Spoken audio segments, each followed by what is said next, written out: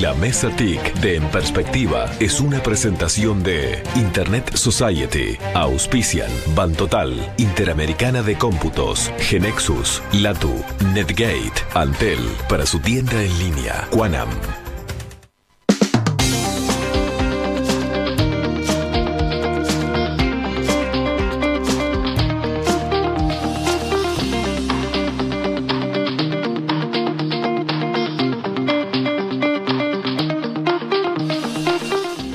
¿Qué quiere decir blockchain? ¿Cómo es esta tecnología vedette del mundo de los negocios en los últimos años? ¿Para qué sirve? ¿Cuáles son sus ventajas? ¿Cuántas empresas uruguayas trabajan con ella? ¿Qué ocurre a nivel del Estado? De eso estamos conversando hoy en esta edición, la de marzo de la Mesa TIC, en la que nos acompañan 4 expertos en este asunto: Alejandro Narancio, Gonzalo Baraya, José Lamas y Carlos Alba. Tenemos que retomar, y por eso conviene que hagamos de vuelta la definición. ¿Qué es blockchain? ¿Está bien decir que es un sistema de registro y validación de transacciones muy seguro? ¿Es una definición potable? Agréguenle algo más para refrescar. Sí. Distribuido, ¿no? Replicado en distintas entidades. Eso me parece que es fundamental. Sin eso, hay muchos sistemas tradicionales que son eso, que vos dijiste. Bien. Vayamos entonces a preguntas o dudas. Ustedes, hace un rato, cuando hacían la descripción de cómo funciona una transacción hecha vía blockchain, destacaban como una de sus fortalezas que los datos están en una cantidad de máquinas, ¿no? Ahora, la pregunta obvia a continuación es, pero entonces, ¿qué pasó con la privacidad? Por ejemplo, ¿qué pasó con el secreto bancario en estas condiciones? Claro, en verdad, blockchain es una herramienta más que se integra a un sistema de cómputo donde hay otras herramientas, y no tiene por qué. Vos no tenés por qué mandar toda la información a la blockchain. Vos podés mandar solamente la información que haga falta y que sea necesaria. Entonces vos podés diseñar los sistemas con tanta prudencia como haga falta y ser cuidadoso de las leyes y de la privacidad de los demás. No hay por qué no hacerlo de esa manera. De hecho, a Bitcoin y a otras criptomonedas, en todo caso, se les cuestiona la falta de información que hay adentro de esa red y que por lo tanto se prestan para actividades ilícitas o para ayudar. Y es efectivamente así. No hay forma de penetrar y terminar llegando a quién fue que recibió esa plata. Claro, porque en verdad lo que pasa en particular con la red de Bitcoin, que cuando una transacción circula dentro de la red de Bitcoin es porque también hubo algo en el mundo real. Entonces también en el mundo real quedan trazas de lo que está pasando, y juntando trazas de un lado con el otro suele llegarse. De hecho, el FBI ha desbaratado varias bandas y ha recuperado carteras de Bitcoins para sí mismo con esas tecnologías. Hay empresas que se dedican a desarrollar y utilizar esta tecnología para trazar información adentro de la red de Bitcoin. Pero en un sistema corporativo o de gobierno puede hacerse a la vista de todo el mundo, tomarse las decisiones de gobernanza adecuadas y hacer las cosas también como tengan que hacerse, cuidando la privacidad de la gente. No hay por qué no. Ahí si querés para agregar que justamente desde gobierno y a nivel de privacidad está la unidad reguladora de datos personales que se encarga justamente de esos tópicos, esas temáticas, y uno de los casos que aparece, digamos, como para pensar y posibles soluciones es lo que se llama el derecho al olvido. En la medida que el blockchain deja los registros y no se pueden modificar, no se pueden borrar, ahí puede haber una contradicción, digamos, en cuanto a cómo se maneja la temática de derecho al olvido sobre blockchain. ¿Podemos explicar un poco mejor el derecho al olvido? A ver, con un ejemplo, y sin ser experto, pero simplemente cuando uno, digamos, como ciudadano, como civil, digamos, cambia alguna característica de la persona, sea, por ejemplo, el nombre o el sexo, por decir así, bueno, la ley dice que, digamos, todos los datos hacia atrás, digamos, deben dejar de utilizarse, digamos, y deben no poder referenciarse de alguna forma deben ser borrados, por decirlo así. En este caso quedarían en esa blockchain o quedarían de alguna forma un registro inmutable, digamos, perecedero, y bueno, que es un tema, digamos, para resolver y analizar, digamos. Le recuerdo a los oyentes que Carlos Alba está participando aquí en nombre de AGESIC, Agencia de Gobierno Electrónico y Sociedad de la Información y del Conocimiento. Todo eso quiere decirlo así. En el caso de los trámites y información del Estado, de hecho, hay oportunidad de mejorar aspectos de privacidad. Es decir, no solamente de eficiencia, porque en la medida en que el Estado pueda utilizar una base de datos compartida y de acceso compartido, se simplificarían muchas cosas del estilo de que un organismo necesita pedirme a mí un certificado con datos sobre otro organismo. Ese tipo de cosas serían más eficientes porque podría específicamente consultarlas directamente. Pero mejoraría o tiene oportunidad de mejorar cosas de la privacidad porque, por ejemplo, se puede fraccionar qué es lo que consulta. Cuando a mí, por ejemplo, me pide en un determinado organismo la cédula de identidad y yo muestro la cédula de identidad o dejo una fotocopia, muchas veces lo único que necesitaría la oficina es controlar si yo soy mayor de edad. Y sin embargo, por el hecho de darle mi cédula de identidad, le estoy dando muchísimos más datos de los que son necesarios. Si esto se hiciera por una consulta de un organismo a otro, podría consultar solamente el dato que necesita. ¿Es mayor de edad o no? Y ni siquiera saber mi fecha de nacimiento, ni dónde nací, ni cómo me llamo, dónde vivo, etcétera, etcétera. Pero incluso se puede agregar trazabilidad sobre eso y autorización. Es decir, se podría armar de tal manera de que para que pudieran consultar ese dato en particular, tuviera que contar con mi aprobación y que yo me entere que quede traza. Con lo cual, mejorar. Hoy por hoy no hay demasiado control. Yo como ciudadano no tengo control sobre qué empleados de el Banco República pueden chequear los datos de mi cuenta. Y si alguien lo chequea, no me entero. Seguramente tienen controles internos para evitar el abuso, pero no tengo acceso yo a eso. En este tipo de cosas hay oportunidades a mejorar eso. Un temita, si me permitís. Es bastante común que cada vez que se habla de blockchain se vincule directamente con Bitcoin, por obvias razones, porque es el caso de uso más, el producto más que ha tenido más éxito. Bitcoin, respondiendo a lo que planteaba el oyente, es lo que se llama pseudoanónimo. ¿Qué quiere decir pseudoanónimo? Tú, para transferir bitcoins entre dos entes, personas, necesitas lo que se llama una billetera, que tiene una dirección, que para simplificarla vendría a ser un número de cuenta en tu banco. ¿Sí? No es lo mismo, obviamente, pero para simplificarlo. ¿Qué quiere decir? Si vos tenés el número de cuenta 60345, no sabes nada. Ahora, vos podés ir a la blockchain de Bitcoin y saber exactamente qué transacciones recibió, qué transacciones hizo. Hasta ahí es pseudoanónimo, vos no sabés de quién es. En el momento de que vos lo linkeás con una persona y decís ese es Alejandro Narancio, vos ya sabés cuántas bitcoins recibió y desde dónde las recibió y hacia dónde las envió. ¿Sí? Pseudoanónimo en ese sentido. Tiene ventajas, como por ejemplo, si es una fundación sin fines de lucro que recibe donaciones, saber cuánto dinero recibió. Tiene ciertas desventajas, como el secreto bancario. Existen otras criptomonedas que también utilizan blockchain, que sí son anónimas, que vos, aunque sepas el número de cuenta, el número de dirección, no podés saber qué transacciones hizo. Son otras que lo que mencionaba Gonzalo del FBI, etcétera, fue un caso bastante famoso de una red que se llamaba Silk Road, que era donde se traficaban cosas ilegales y se utilizaba Bitcoin, porque en aquel entonces era la única criptomoneda que existía, para transferir, y incautaron como 29.000 Bitcoins al FBI, que la subastó, etcétera. Pero ahora, es decir, ya no se usa Bitcoin para eso, porque Bitcoin mantiene toda la trazabilidad. Pero hay otras criptomonedas que sí son completamente anónimas en ese sentido.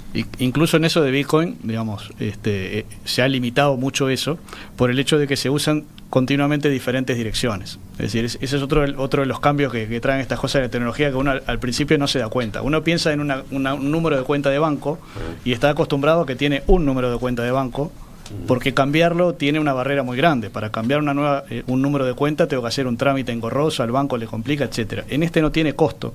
Y entonces en Bitcoin en general lo que se hace es que cada transacción que yo hago recibo en una dirección diferente. Mi billetera tiene la capacidad de crear en cualquier momento un número de cuenta, y entonces para cada transacción en la que recibo tengo números diferentes.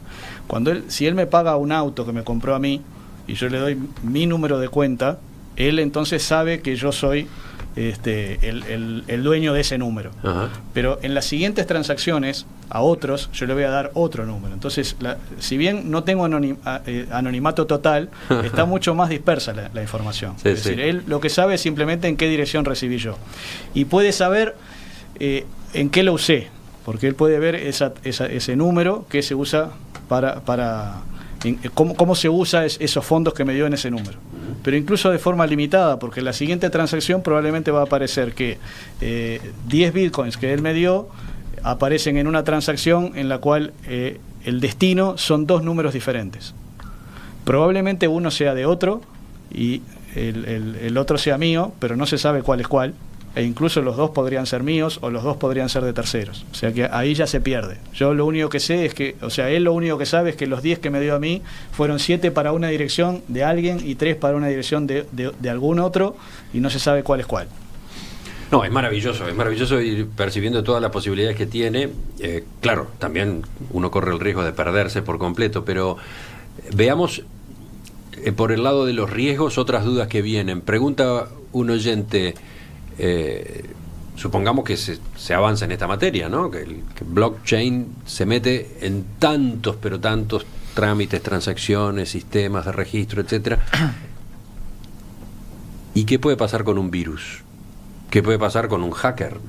¿En qué medida no se nos cae todo un sistema al haber apostado a una tecnología así en algún momento en el futuro? Bueno, el blockchain está en operación desde hace 9 años en el caso de Bitcoin, y no ha habido ataques específicos a la tecnología en sí. Lo que hay son ataques como yo decía hace unos minutos. Una blockchain funciona en el contexto de todo un sistema de cómputo donde hay otras componentes también. Entonces, los ataques que ha habido a la red de Bitcoin en verdad no han sido a la red de Bitcoin o no ha sido a su blockchain, sino que en verdad han sido a otros sistemas de cómputo aledaños que uno necesita para poder interactuar con esa red. En definitiva, entonces, ¿no hay riesgos de ese estilo? Ahí sí. Acá Alejandro es muy experto en eso. Cuando vos haces contratos inteligentes, que son programas que se ejecutan al interior de una blockchain, ahí vos tenés un programa informático que es susceptible de tener errores o de haber sido manipulado momentos antes de ingresar a la blockchain y tener un uso malicioso. Sí, con el tema de seguridad hay varios temas. Primero, blockchain utiliza tecnologías o algoritmos criptográficos que donde se caigan esos algoritmos se cae todo el comercio electrónico. Vamos a arrancar por ahí. Entonces, hoy por hoy Bitcoin tiene 170 billones de dólares en market cap, es mucho más chico de que si se cae todo el comercio electrónico mundial. Entonces, por ahí vamos por ese lado. Por otro lado está la descentralización. Un hacker puede atacar un conjunto de máquinas de un banco, pero no puede atacar a la vez 50.000 nodos distribuidos por el mundo, exactamente a la vez. ¿Y no hay contaminación posible? Es muy...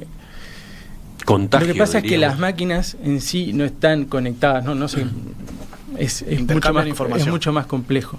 Con respecto a lo que decía Gonzalo de los contratos inteligentes, sí es verdad. ¿Qué es un contrato inteligente? Bueno, un contrato inteligente, antes te hago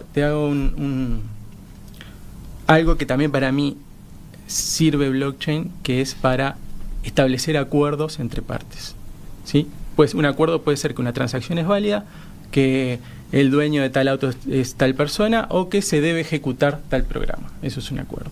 Un contrato inteligente, los smart contracts, es un concepto muy anterior a Bitcoin, es del 94, ¿sí?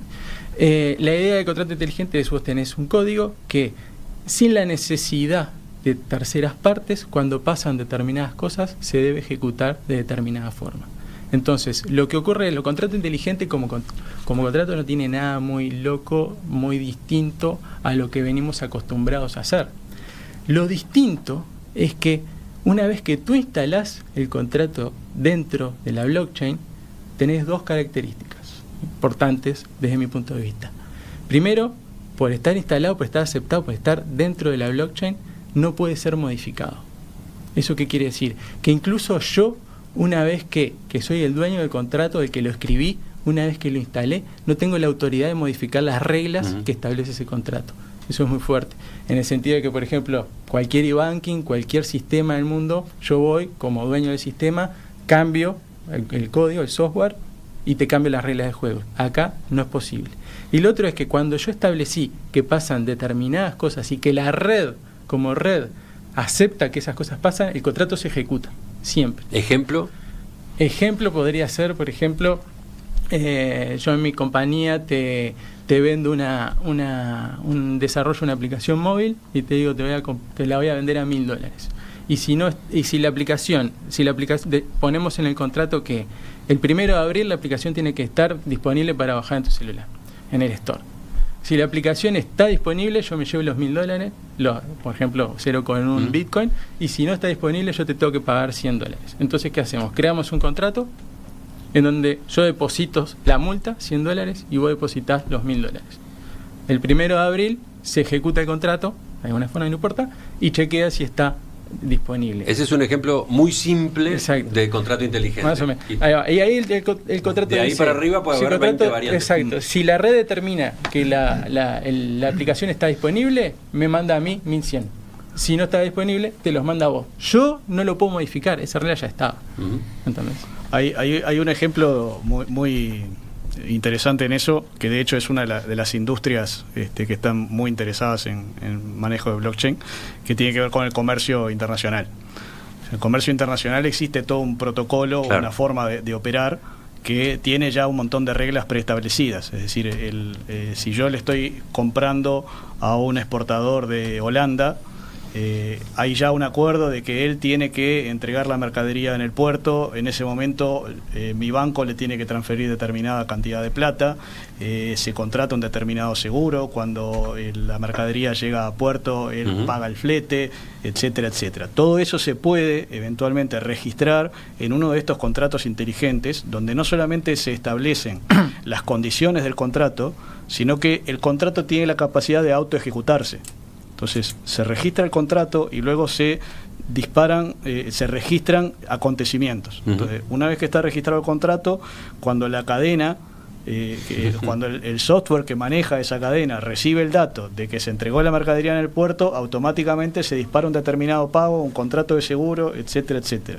Ese es el tipo de contratos. El comprador no puede dormir el pago, no lo puede aguantar. Bueno, esperate, claro. No sé, te pago dentro de una semana, dentro de 15 días. No, si el contrato establecía determinadas condiciones, cumplidas esas condiciones, el pago se ejecuta. La ejecución es directa. Es decir, estamos acostumbrados a pensar en contratos del estilo de que nos ponemos de acuerdo en determinadas cosas. En general, actuamos los dos en función de lo que dice el contrato, y si algo no sucede bien, yo tengo la chance de ir a reclamar en alguna vía jurídica. Esto en realidad no dependo de que tú ejecutes, ni tú de que yo ejecute, porque la propia tecnología, plataforma que está debajo, ejecuta las cosas automáticamente. La propia tecnología es el tribunal también. Sí, exacto. Es decir, ya no hay letra y espíritu del contrato. Es decir, el contrato es lo que está escrito ahí. ¿Tenés un aporte? Escribinos a enperspectiva@enperspectiva.net o envía un mensaje de texto al 55511. Costo del SMS, 6 pesos impuestos incluidos. Pregunta un oyente: ¿existen cursos de blockchain? ¿Se puede alguien certificar en blockchain? Bueno, enseguida, en el final, hablamos de estas y otras puntas de este tema.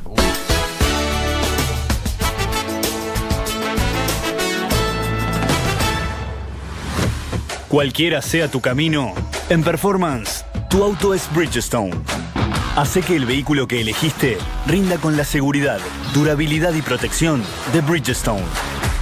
Bridgestone, el neumático número 1 del mundo.